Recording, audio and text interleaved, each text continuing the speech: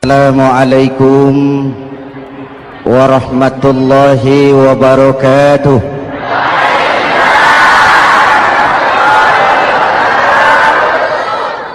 Alhamdulillah wassalatu wassalamu ala rasulillah Sayyidina Muhammad ibn Abdullah wa ala alihi wa sahbihi wa mawala, amma ba'du.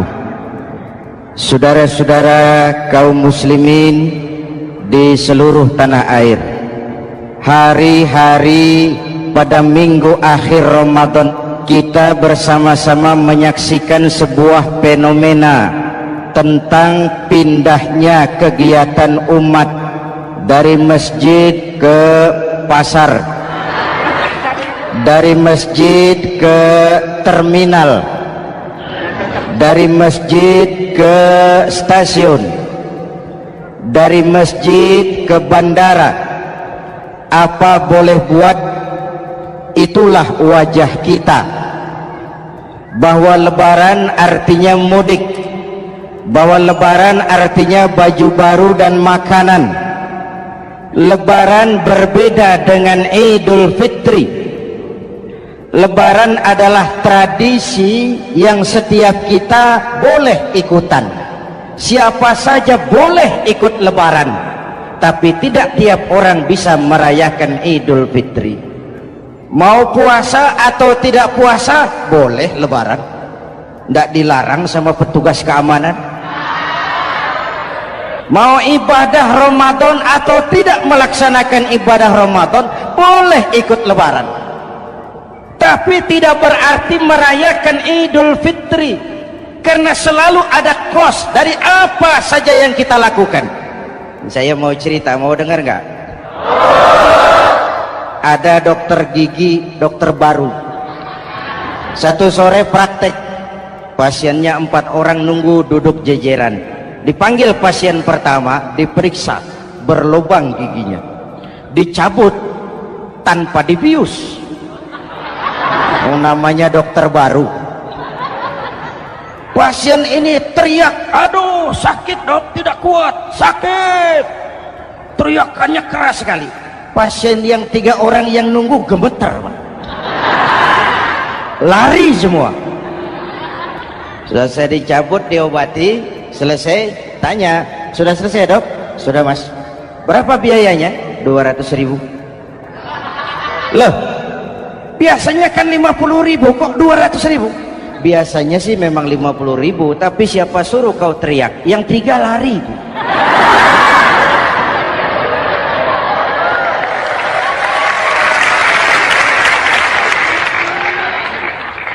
Cerita pendek ini ingin berpesan kepada kita, selalu ada ongkos yang harus kita bayar dari apa saja yang kita lakukan. Mau ibadah atau tidak, mau jadi orang baik-baik atau jadi bajingan paling tengik, mau berbuat salah atau berbuat soleh, selalu ada kosnya, selalu ada ongkosnya. Kita bicara kembali kepada fitrah, Idul Fitri. Bagaimana caranya? Pertama, saya ingin mengutip bagian pendek dari ayat 185 Al-Baqarah. Walitukmilul iddata walitukabbirullaha ala ma hadakum wala'allakum tashkurun. Ada 4 hal dari cuplikan ayat pendek ini. Pertama, walitukmilul iddata, hendaknya engkau sempurnakan jumlah bilangan hari puasamu. Berpuasa sebulan penuh. Sebulan penuh itu bisa 29, bisa 30. Pak, kalau beda pendapat bagaimana? Ada yang lebaran tanggal 5, ada yang lebaran tanggal 6. Hadirin, bagi yang punya kemampuan berijtihad, silahkan melakukan ru'yatul hilal.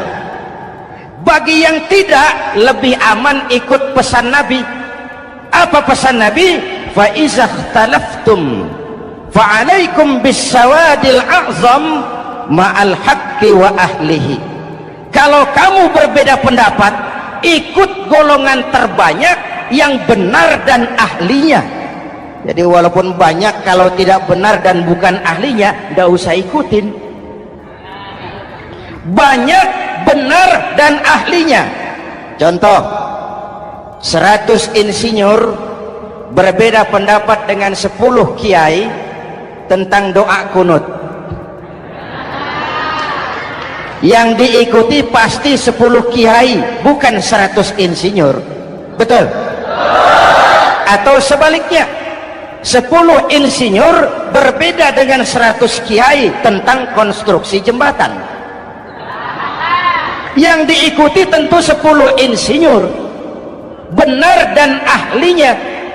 Maka yang paling aman, kita punya Departemen Agama. Departemen Agama punya ahli dari MUI, dari Nahdlatul Ulama, dari Muhammadiyah, dari Al-Wasliyah, dari Syarikat Islam, dikumpulkan melakukan ru'yatul hilal. Yang paling aman, dengerin saja pengumuman Departemen Agama.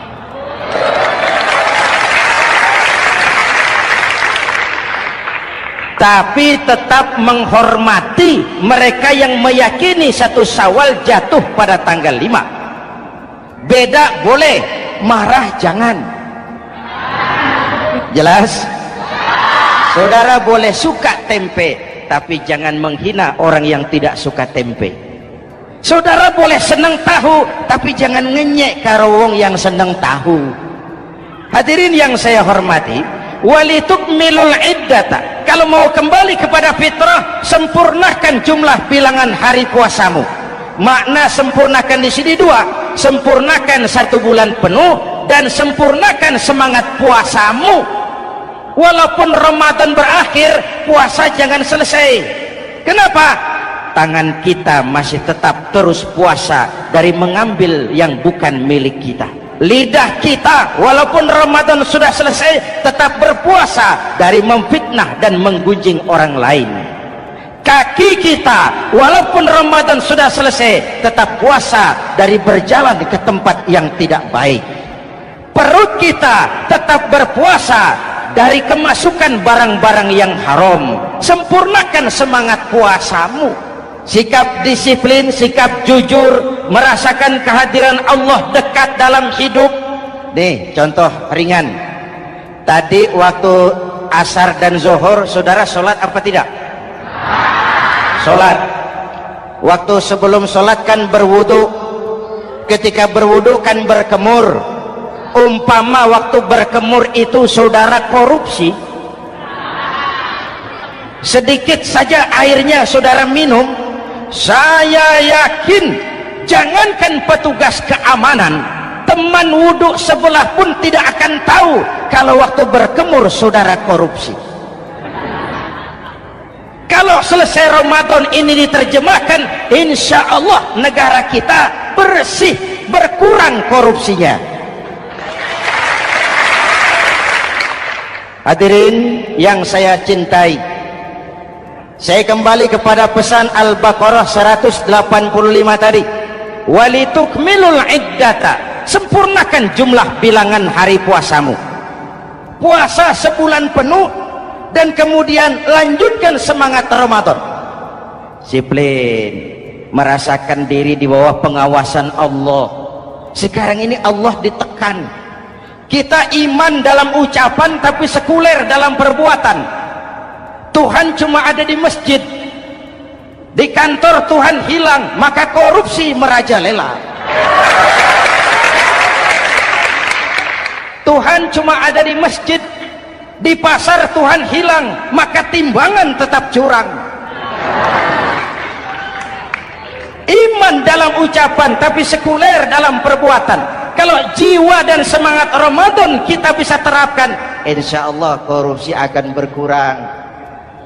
Sekarang kan kita prihatin, yang tadinya teriak-teriak wong cilik malah ribut rumah mewah. Yang tadinya teriak-teriak rakyat kecil sekarang malah ribut soal villa 5 miliar. Ini kan menyedihkan, memilukan dan memalukan. Tidak punya sense of crisis. Nah, saya juga nggak tahu apa itu. Udah dengerin aja, kenapa sih? usil bener. Padahal ekonomi kita masih terpuruk, lapangan kerja sulit,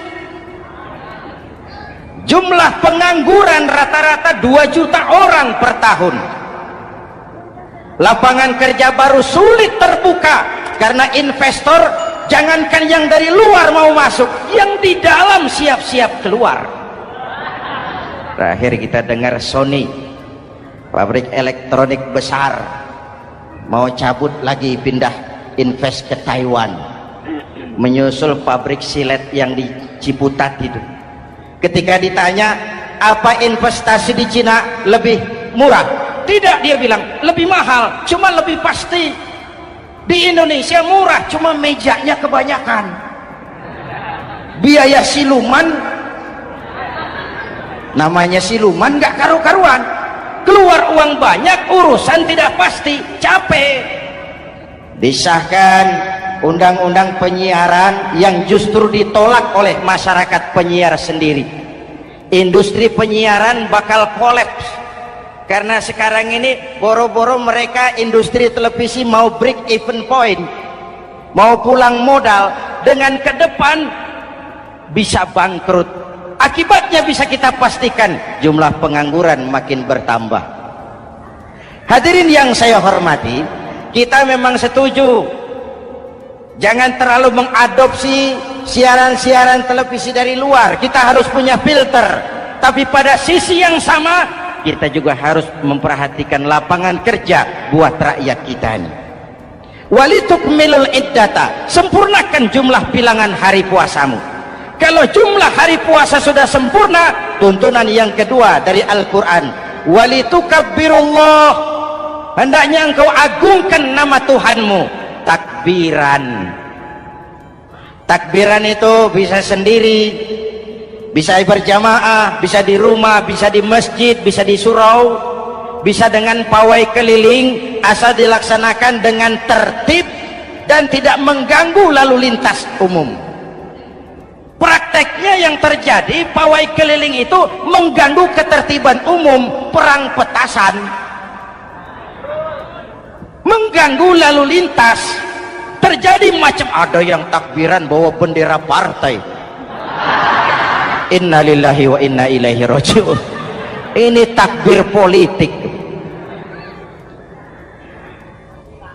Hadirin yang saya hormati, kalimat takbir dalam kondisi kita, saya ingatkan kepada satu ungkapan Bung Tomo.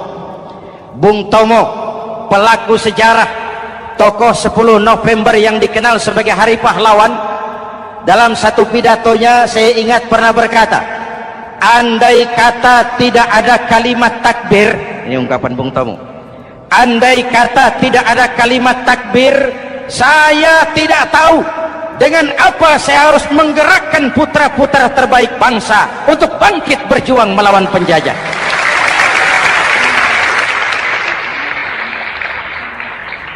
Ketika Allahu Akbar, itu londo kelihatannya kecil, meriam nggak meleduk. Dahulu orang-orang tua kita cuma ada 2 kata, merdeka atau mati. Tidak berpikir nanti kalau menang dan merdeka saya jadi wali kota di mana.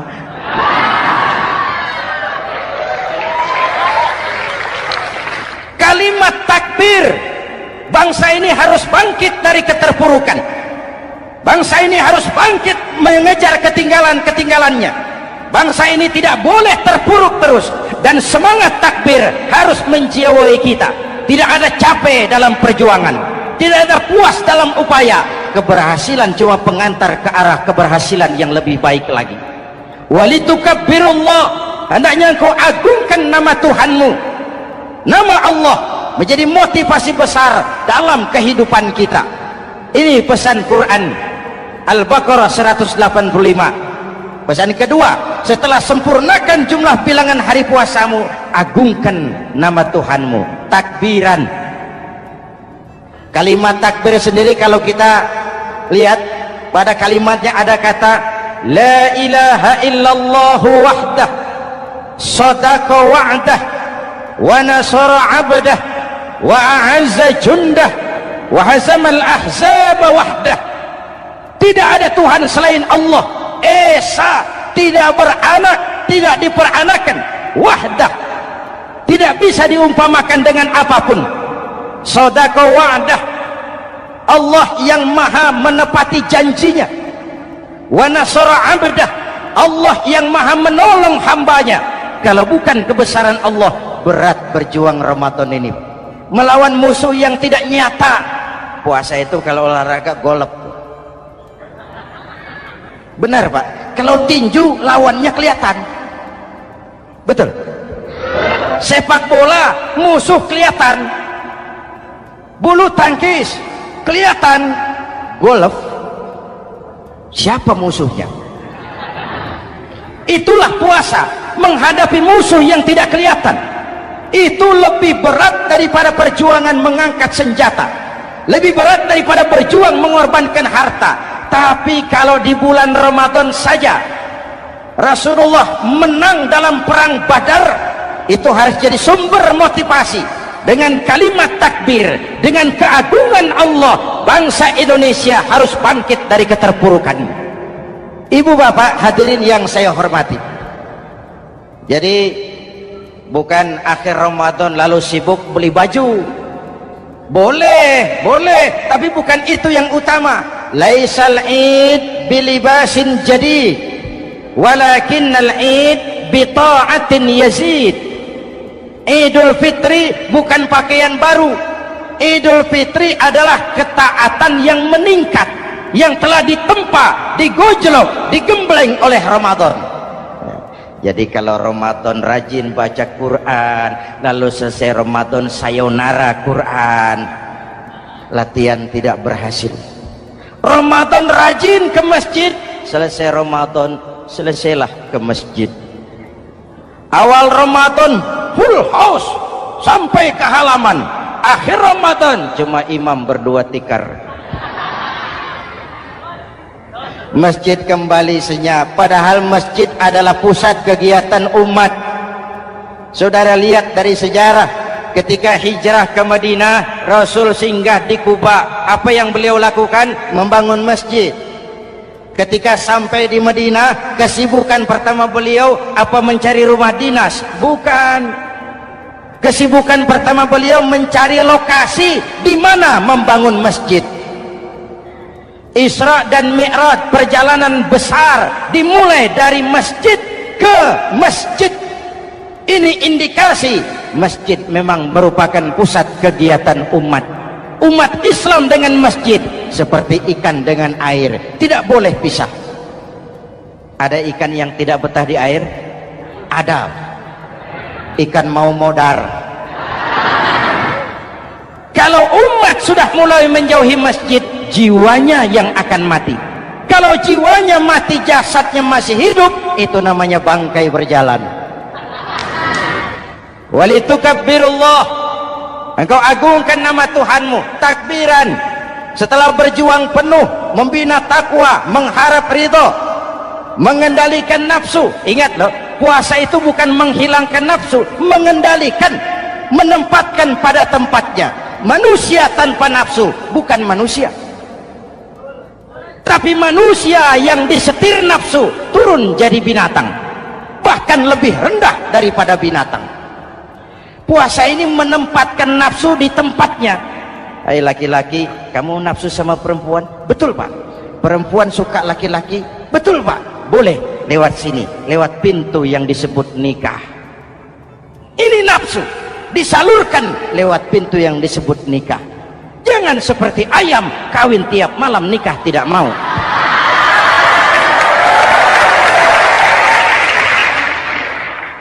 Hai manusia, nafsu kepada materi, kepengen kaya? Iya Pak, boleh. Usaha yang halal, jual beli yang halal. Wa ahallallahu al-bai'a wa harrama riba. Allah halalkan jual beli. Jangan ingin kaya lalu makan renten, ingin kaya lalu korupsi, ingin kaya lalu buka peternakan tuyul. Manusia ingin berkuasa boleh, tapi tetap punya etika dan moral. Jangan ingin berkuasa lalu fitnah, ingin berkuasa lalu mengadu domba orang, ingin berkuasa lalu menghalalkan segala cara. Puasa menempatkan nafsu pada tempatnya. Manusia yang dikendalikan nafsu lebih puas daripada binatang. Saya punya ungkapan lama, sebuas-buasnya kerbau makanannya tetap rumput. Saya belum pernah dengar ada kerbau terlalu buas lalu makan roti. Betul? Tapi manusia kalau sudah dikendalikan nafsu, manusia bukan cuma makan nasi, aspal, semen, kertas, minumnya solar, jauh lebih puas daripada binatang. Inilah puasa, arep nguwong ke wong, agar manusia itu jadi dirinya, fitrahnya, jangan dikendalikan oleh nafsu. Kita ini sudah diciptakan fi ahsani taqwim. Hadirin, yang ketiga pesan Al-Baqarah 185 tadi, setelah sempurna jumlah bilangan hari puasa lalu mengumandangkan takbir, membayar zakat fitrah. Kenapa itu kita lakukan? Mengagungkan nama Allah, ala ma hadakum, agungkan nama Allah yang telah memberikan hidayahnya kepadamu. Masya Allah nih, hidayah, kita bersyukur. Hidayah ini hak prerogatif Allah, diberikan kepada siapa saja yang dikehendaki oleh Allah. Kita bisa lihat dalam sejarah, ada anak Nabi tidak mendapat hidayah, tidak terpanggil mengikuti kebenaran yang disampaikan oleh bapaknya, namanya Kan'an, putra Nabi Nuh. Ada ayah Nabi bernama Azar, ayah Nabi Ibrahim, putranya penegak tauhid, ayahnya produsen berhala. Ada istri Nabi, istrinya Nabi Lut, tidak mendapat hidayah, tidak terpanggil mengikuti kebenaran. Lalu Abu Jahal, Abu Lahab, paman Nabi, melihat Nabi, menyaksikan mukjizat, mendengar wahyu, melihat tutur kata Nabi, hidayah tidak datang kepada dia, maka mereka tidak terpanggil mengikuti kebenaran. Kita alhamdulillah keponakan Nabi saja bukan, mendapat yang namanya hidayah ini harus kita pelihara, kita jaga baik-baik, karena ini merupakan hak prerogatif Allah. Yahdi man yasha, diberikan kepada siapa saja yang dikehendakinya. Hadirin, sembari kita mengambil pelajaran tentang Kan'an yang tidak dapat, putra Nabi Nuh. Ini saya ngambil bagian cerita sejarah, masih mau dengar? Nabi Nuh diberi umur 950 tahun, berdakwah sepanjang hidup. 800 tahun beliau dakwah, dapat pengikut tidak lebih 80 orang, rata-rata 10 tahun satu. Yang dihadapi ini umat yang kurang ajar, bandel, bajingan, tengik.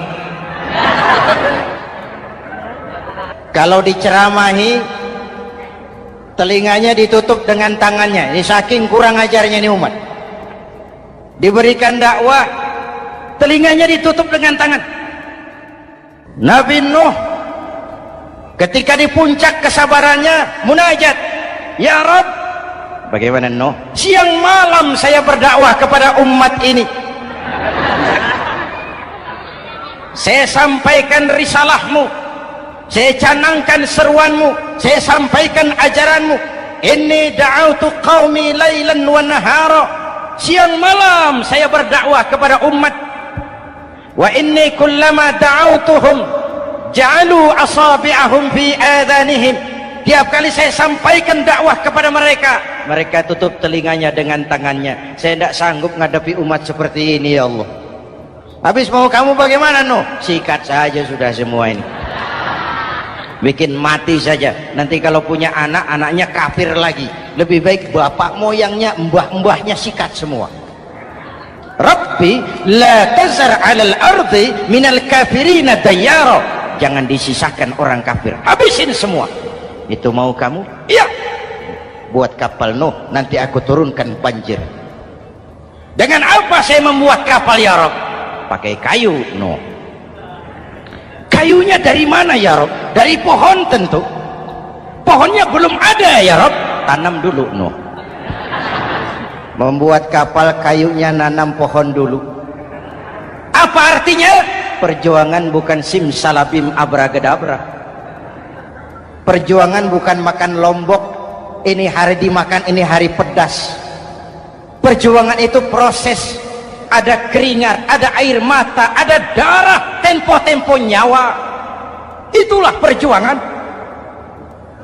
Sudah pohon ditebang, buatkan kapal di tengah kampung. Umat unjuk rasa lagi. Nuh makin gila. Bikin kapal di tengah kampung, mau belayar kemana? Selesai Nuh, selesai ya Rob. Naik. Orang-orang yang beriman bersamamu naik, binatang serba sepasang naik, naik Nuh, naik orang beriman naik, binatang serba sepasang. Gerimis mulai turun. Setelah kapal semua terisi, Nabi Nuh kontrol. Sudah naik semua? Sudah.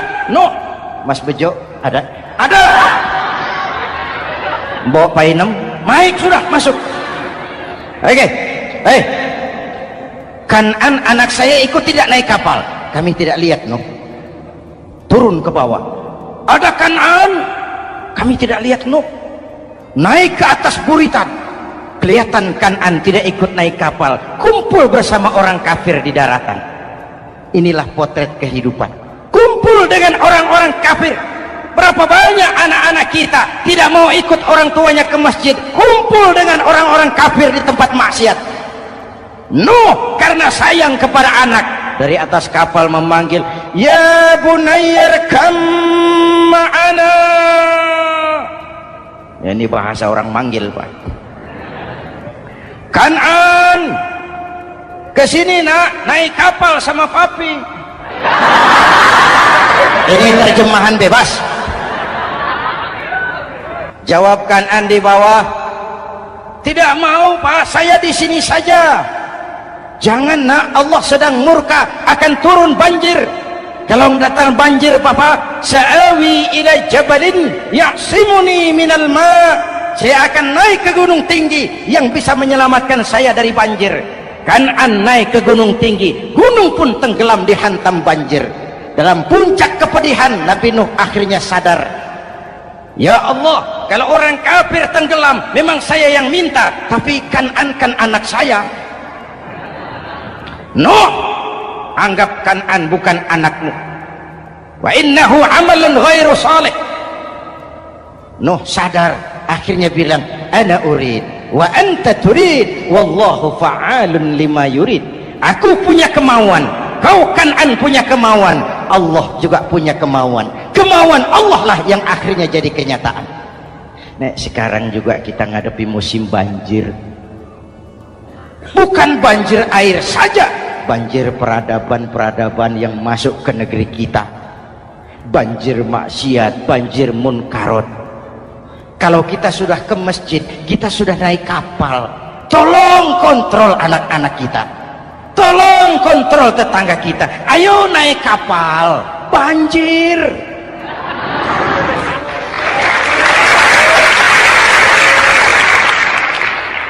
Ditutup ayat ini dengan wala'allakum tashkurun.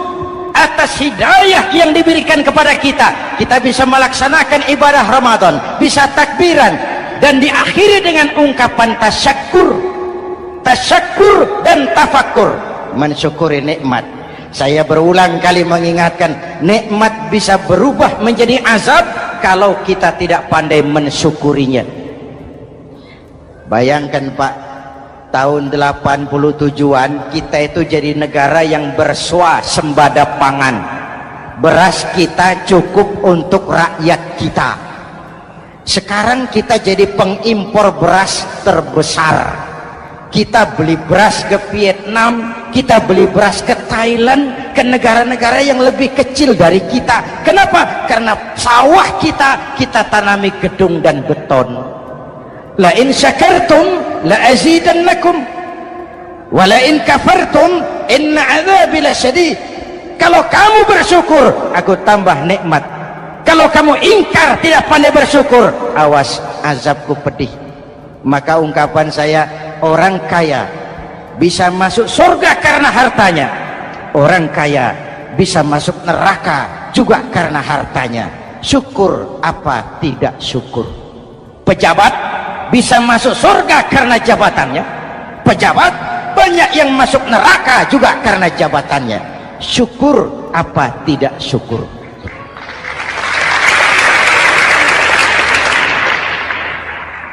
Orang alim, kiai bisa masuk surga karena ilmunya. Orang alim pun bisa masuk neraka lebih dulu dari penyembah berhala juga karena ilmunya. Syukur apa tidak syukur? Kasih jabatan sebagai pemimpin lalu menyadari sayyidul qaumi khadimuhum. Pemimpin suatu umat adalah pelayan bagi umat itu. Pelayan harus melayani, bukan minta dilayani. Selama ini kita memandang jabatan itu jalan pintas menuju kaya. Jabatan itu artinya kekuasaan dan fasilitas, maka yang lahir rampok-rampok baru.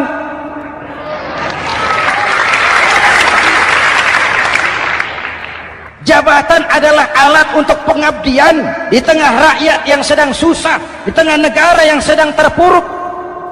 Kita memerlukan pemimpin-pemimpin yang sadar sayyidul qaumi khadimuhum. Pemimpin suatu kaum adalah pelayan bagi kaum itu sendiri. Ibu bapak hadirin yang saya hormati, dengan mensyukuri itu maka makna Idul Fitri meresap kembali kepada fitrah kita sebagai manusia, fitrah kesucian. Secara sederhana orang gambarkan kembali kepada fitrah seperti bayi baru dilahirkan oleh ibunya, bersih, suci, tanpa dosa, lantaran sudah dibersihkan oleh ibadah Ramadan. Tapi para ulama khalaf ada yang mengartikan fitrah itu kecenderungan kepada kebajikan, kecenderungan kepada kebaikan. Itu juga fitrah. Kembali kepada fitrah manusia, kecenderungan untuk berbuat baik. Kita lahir bayi tidak punya dosa, betul? Tidak ada dosa warisan dalam Islam. Kalau harta warisan ada, dosa warisan tidak. Karena itu dalam Islam juga tidak ada penebusan dosa. Kalau dosa bisa ditebus dengan uang, tentu Menteri Keuangan nomor 1 masuk surga.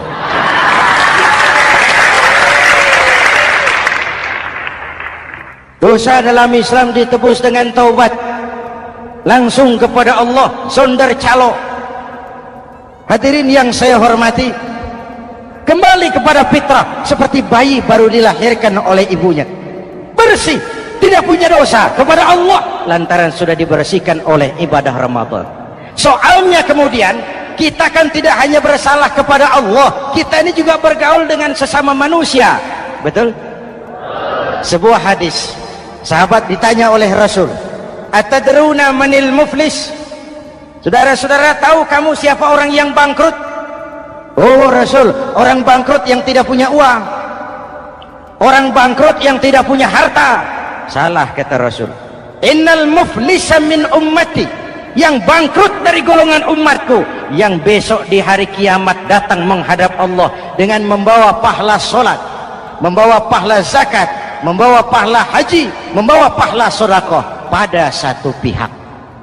Sementara pada sisi yang lain, sebelah kiri, orang ini juga datang membawa kesalahan karena pernah mencaci maki orang, pernah memfitnah orang, pernah memakan harta orang dengan cara yang zalim. Satu sisi bawa kebajikan, sisi lain bawa kesalahan. Kalau ini yang terjadi, bagaimana nasib kita? Kata Nabi, Tuhan, ini pahala solat saya, ini solat yang wajib, ini yang sunnah, rawatibnya, nawafilnya. Datang orang, sebentar Tuhan, apa? Dia memang rajin solat, tapi saya pernah dicaci maki, hancur nama saya.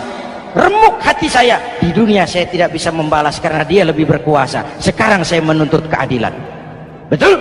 Iya Tuhan. Sini pahala sholatmu kasih orang yang kau caci maki. Tuhan, ini pahala puasa saya yang wajib Ramadannya, sunnah 6 hari Syawalnya, Senin Kemisnya. Ini Tuhan. Datang lagi, sebentar Tuhan. Kenapa? Dia memang rajin puasa, tapi saya pernah difitnah tanpa benar, dicorengkan arang ke dahi, hancur nama saya karenanya. Saya menuntut keadilan karena di dunia waktu itu cuma banyak pengadilan tapi tidak ada keadilan. Benar? Benar. Ini pahala sholatmu kasih orang yang kau fitnah.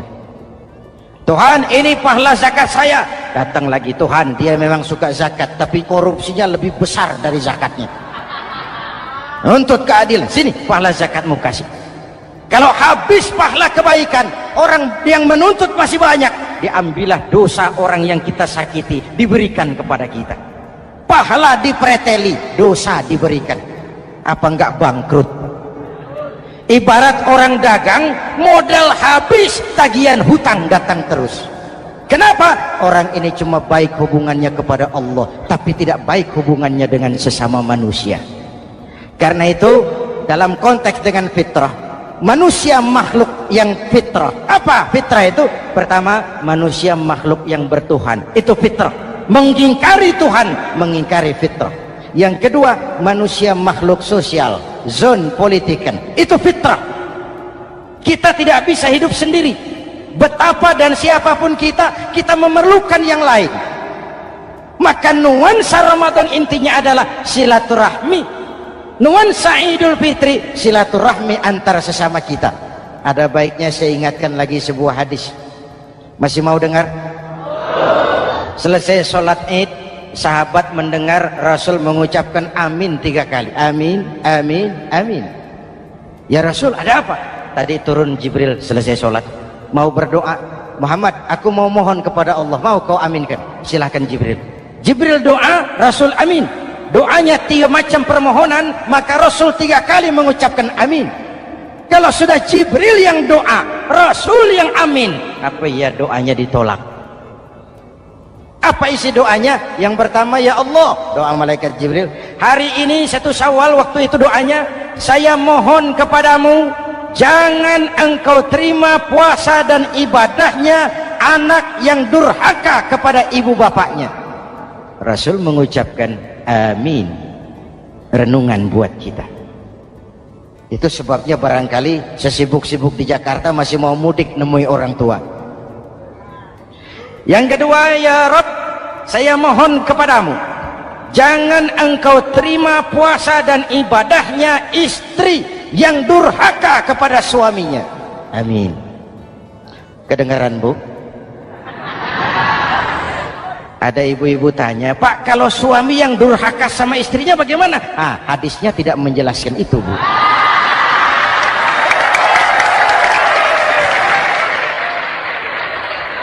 Lo menang sendiri. Yang jelas suami itu presiden rumah tangga, dimintakan tanggung jawab tentang istrinya. Nah istri swargo manut neraka kadut.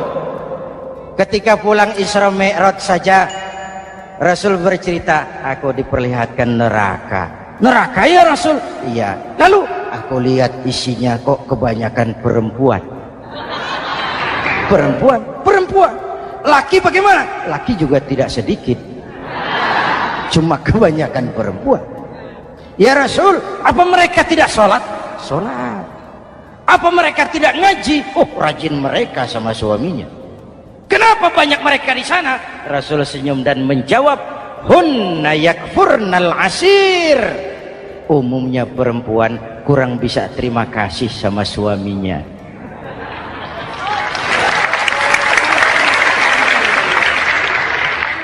Ini penyakit turunan. Oi, ngaku oi. Lalu yang ketiga, ya Allah, hari ini saya mohon kepadamu, jangan engkau terima puasa dan ibadahnya muslim yang tidak mau memaafkan sesama saudaranya muslim. Memaafkan lebih berat daripada meminta maaf, tapi memberi maaf lebih mulia daripada meminta maaf. Inilah nuansa mengembalikan semangat saling menghargai, saling mencintai, keutuhan, kerukunan, dan kedamaian. Sudah capek kita rakyat dengan konflik, sudah capek kita dengan mengedepankan perbedaan dan bukan persamaan. Sudah waktunya kita berbeda tapi tetap bergandengan, tetap bersama menyongsong hari esok yang lebih baik. Mintalah ridho ibu bapak, suami kepada istri, istri kepada suami, dan memaafkan sesama saudara muslim sehingga kita benar-benar kembali kepada fitrah.